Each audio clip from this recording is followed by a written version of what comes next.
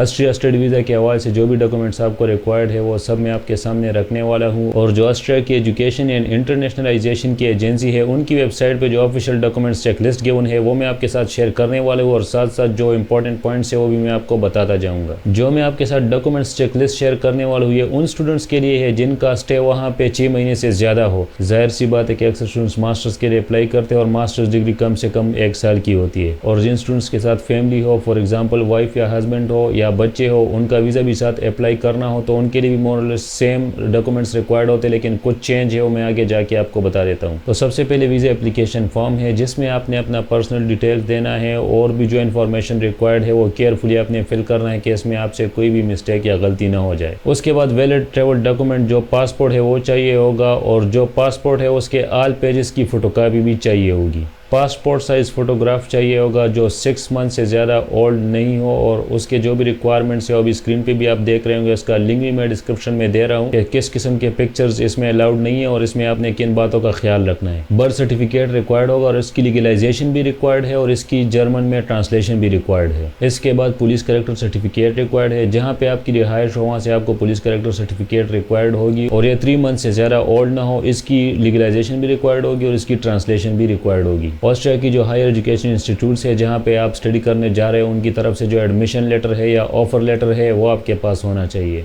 इसके अलावा proof of travel health insurance ये भी रिक्वायर्ड है जो 30,000 यूरो कवर करती है, और जिस भी शेंजन स्टेट का वीज़ा पे अप्लाई करते हैं तो उसके लिए यह रिक्वायर्ड होता है और मुख्तलिफ कंपनीज ये प्रोवाइड करती है। और इसकी जो मजीद तफसीलात है उसके हवाले से मैं लिंक डिस्क्रिप्शन में दे रहा हूँ, वहाँ पे जाके आप पूरी तफसीलात देख सकते हैं। उसके बाद जो बहुत इंपॉर्टेंट डॉक्यूमेंट है बैंक स्टेटमेंट रिक्वायर्ड होगी। इसको थोड़ा मैं एक्सप्लेन कर देता हूँ क्योंकि इसमें अक्सर बहुत सारी कंफ्यूजन आ जाती है और इन्होंने बहुत डिटेल से अपने साइट पे दिया हुआ, तो वो सारा मैं आपके सामने रख देता हूँ। तो इसकी जो एग्जैक्ट अमाउंट है, अगर आपकी एज 24 ईयर से कम है तो 552.23 यूरोस पर मंथ ये रिक्वायर्ड होंगी। और ये जो अमाउंट है आपने एडवांस 12 मंथ्स यानी 1 साल की दिखानी है, यानी जो मैं आपको पर मंथ के हिसाब से बता रहा हूँ इसको आपने 12 के साथ मल्टीप्लाई कर देना है तो 1 साल की आपने एडवांस में ये दिखानी है। और अगर आपकी एज 24 से ज़्यादा है तो फिर 1000.48 यूरोस पर मंथ आपको दिखानी होगी कम से कम। तो इसका आप 12 से मल्टीप्लाई करें क्योंकि 1 साल की एडवांस में आपने दिखानी है तो ये सारी अमाउंट आपको दिखानी होगी। और ये सारा फंड ऐसे अकाउंट में होना चाहिए कि जो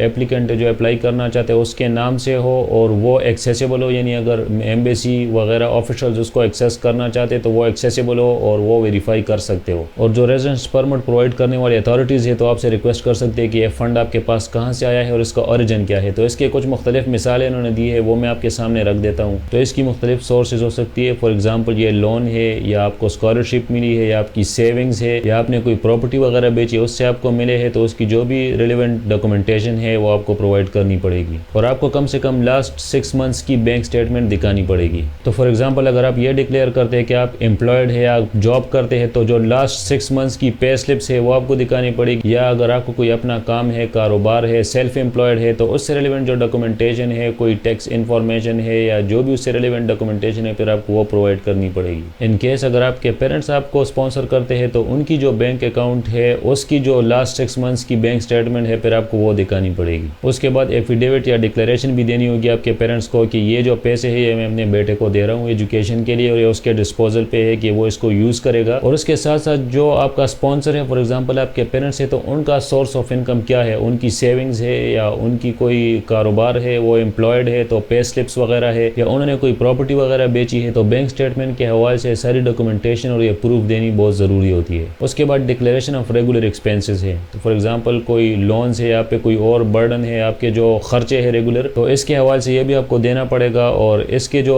डिटेल्स है उसका लिंक मैं डिस्क्रिप्शन में दे रहा हूँ। इसके साथ साथ आपको एकोमोडेशन के हवाले से भी प्रूफ देना पड़ेगा, कोई एग्रीमेंट या कोई कॉन्ट्रैक्ट जो आपने किया हो कम से कम 3 महीने के लिए ऑस्ट्रिया में जहाँ पे आपकी रिहाइश होगी, जब आप वहाँ पे जाएंगे तो उसके हवाले से जो डॉक्यूमेंटेशन है वो भी रिक्वायर्ड होती है। इसके बाद मैं फैमिली की बात कर लेता हूँ। अगर आपने हस्बैंड, वाइफ या बच्चे उनका भी वीज़ा अप्लाई करना है साथ में, तो उनके लिए जो एप्लीकेशन फॉर्म है, पासपोर्ट है, ये जो डॉक्यूमेंट्स मैंने जनरल बता दिए ये तो वही होंगे। और जाहिर सी बात है कि जो एडमिशन लेटर, ऑफर लेटर है वो तो उनके लिए रिक्वायर्ड नहीं होगा, जो स्टूडेंट है जो जा रहे हैं सिर्फ उसी के लिए रिक्वायर्ड होगा। तो जो एडिशनल डॉक्यूमेंट्स है उनके लिए भी आपने बैंक स्टेटमेंट शो करनी पड़ेगी। फॉर एग्जाम्पल अगर सिर्फ कपल है, हस्बैंड एंड वाइफ है, तो उसमें से कोई एक स्टडी वीज़ा के लिए जा रहे हैं और अपने साथ वाइफ या हस्बैंड का भी वीज़ा लगवाना चाहता है, तो कपल्स के लिए जो मंथली एक्सपेंसेस रिक्वायर्ड रिक्वायर्ड है बैंक स्टेटमेंट के हवाले से वो 1578.36 यूरोस पर मंथ है मिनिमम। और अगर साथ में बच्चे भी है तो हर चाइल्ड के लिए आपको 154.37 यूरोस पर मंथ ये बैंक स्टेटमेंट में आपको शो करवानी पड़ेगी। और जिस तरह पहले मैंने बैंक स्टेटमेंट के हवाले से एक्सप्लेन किया, यहाँ भी सारी वही डिटेल्स है, जो भी स्पॉन्सर है, जो भी जिसका भी बैंक स्टेटमेंट है, तो ये एक साल के लिए आपने ये सारी कैलकुलेशन करनी है। एक साल के लिए आपने बैंक स्टेटमेंट शो करनी है कि एक साल कवर करे, और जो प्रूफ से जो भी मैंने ऊपर एक्सप्लेन किया है तो